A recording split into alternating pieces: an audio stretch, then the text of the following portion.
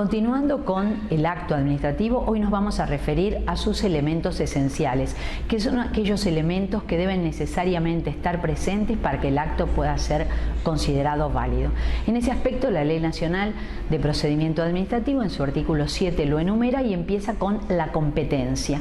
Y dice que debe ser emitido o dictado por autoridad competente, es decir, por la autoridad que tenga la atribución, la facultad o la función. Como ejemplo podemos decir, el presidente de la Nación, conforme al artículo 99, inciso 7 de la Constitución Nacional, nombra y remueve por sí, nombra y remueve al jefe de gabinete, de ministros y a los demás ministros de despacho, a los oficiales de secretaría, a los agentes consulares y los empleados cuyo nombramiento no está arreglado de otra forma por la Constitución Nacional. O en el ámbito local, el rector de la Universidad Nacional de Rosario, conforme al artículo 16, inciso K, designa y remueve al personal de la universidad cuyo nombramiento no sea facultativo del Consejo Superior de acuerdo a las normas reglamentarias correspondientes. Es decir, que la competencia de los órganos administrativos será la que resulte, según los casos, de la Constitución Nacional, de las leyes y los reglamentos dictados en su consecuencia, y su ejercicio constituye una obligación de la autoridad o del órgano correspondiente. Esta atribución es improrrogable a menos que la delegación o sustitución estuviera expresamente autorizada, y la avocación será procedente a menos que una norma expresa no disponga lo contrario. Y este lo establece el artículo 3 de la Ley 19.549.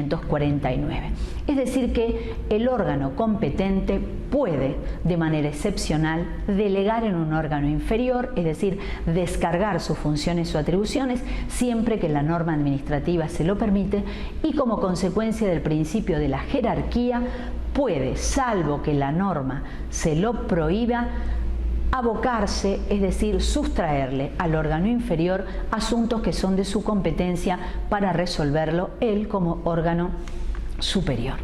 Otro de los elementos esenciales es la causa. La causa significa que hay una serie de hechos y derechos, es decir, que hay antecedentes de hecho y antecedentes de derecho que dan soporte al acto administrativo. El acto administrativo debe sustentarse o basarse en esos antecedentes. Por ejemplo, el incumplimiento reiterado de un horario establecido por el ordenamiento que regula la función del empleado público. Ese incumplimiento es un antecedente de hecho. El antecedente de derecho es que la Ley de Empleo Público Nacional 25.164 dispone que ante ese incumplimiento se le aplique un apercibimiento, una suspensión de hasta 30 días. Es decir, tenemos que tener en consideración en la causa el hecho más el derecho aplicable a ese hecho. El otro elemento esencial es el objeto. El objeto del acto administrativo es lo que ese acto administrativo decide, resuelve, dispone, certifica. Ese objeto, conforme el Código Civil y Comercial de la Nación, debe ser un objeto cierto, física y jurídicamente posible.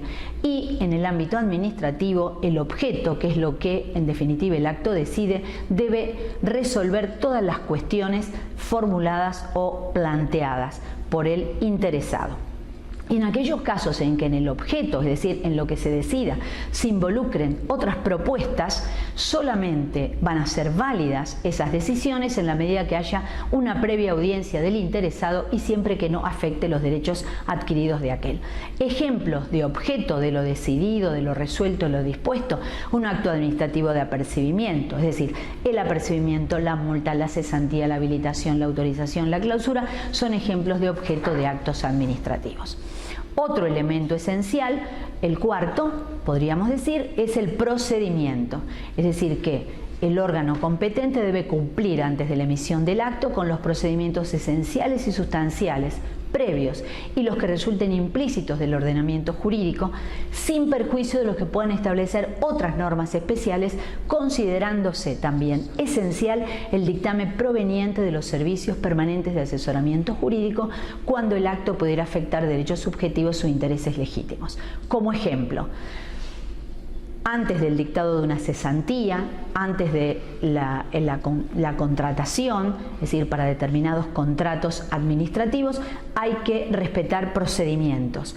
Previo a la cesantía, la instrucción sumarial; previo a la contratación, el concurso, la licitación pública, la licitación privada, es decir, llevar adelante sistemas de selección de cocontratantes y siempre tener presente el dictamen jurídico previo cuando con el acto administrativo, es decir, con el objeto de ese acto voy a lesionar un derecho subjetivo o un interés legítimo. La motivación, la justificación del acto administrativo es otro elemento esencial que también lo incluye el artículo 7 de la Ley 19.549. Deberá ser el acto fundado, expresándose en forma concreta las razones que inducen a emitirlo, consignando además todos los recaudos de hecho y de derecho.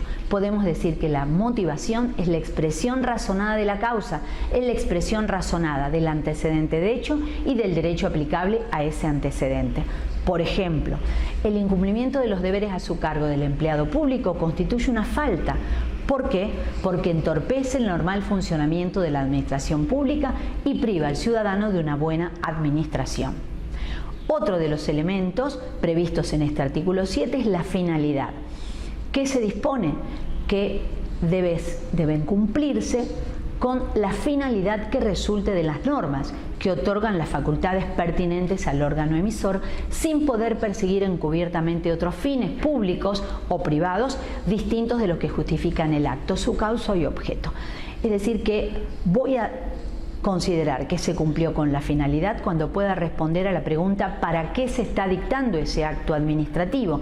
Y al dar la respuesta yo pueda determinar que se está dictando para que el órgano cumpla con su competencia en función de los antecedentes de hecho y de derecho y dicte el acto que corresponda, es decir, el objeto que corresponda. También se cumple con la finalidad cuando las medidas que el acto involucra sean proporcionalmente adecuadas a la finalidad que persigue, es decir, que pueda pasar este acto administrativo el test de la razonabilidad. Ejemplos en este caso sería que la finalidad de un acto administrativo que ordena la demolición de balcones de un edificio en ruinas es ¿para qué? Para proteger la integridad física de los transeúntes. Y por último, no incluido en el artículo 7, pero que hace a la validez del acto administrativo, la forma contemplada en el artículo 8 de la Ley Nacional de Procedimiento Administrativo, que dispone que el acto administrativo se manifestará expresamente y por escrito, indicará el lugar y la fecha en que se lo dicta y contendrá la firma de la autoridad que lo emita. Y solo por excepción, si las circunstancias lo permiten, podrán utilizarse una forma distinta o formas sustitutivas. ¿Cuáles son esas otras formas distintas? La gráfica, la señalética, la mecánica, la electrónica. Y entonces podemos decir que un semáforo es un acto administrativo electrónico porque con sus tres colores nos está expresando la voluntad de la administración para que avancemos con el verde, tengamos precaución con el amarillo o nos detengamos con el rojo.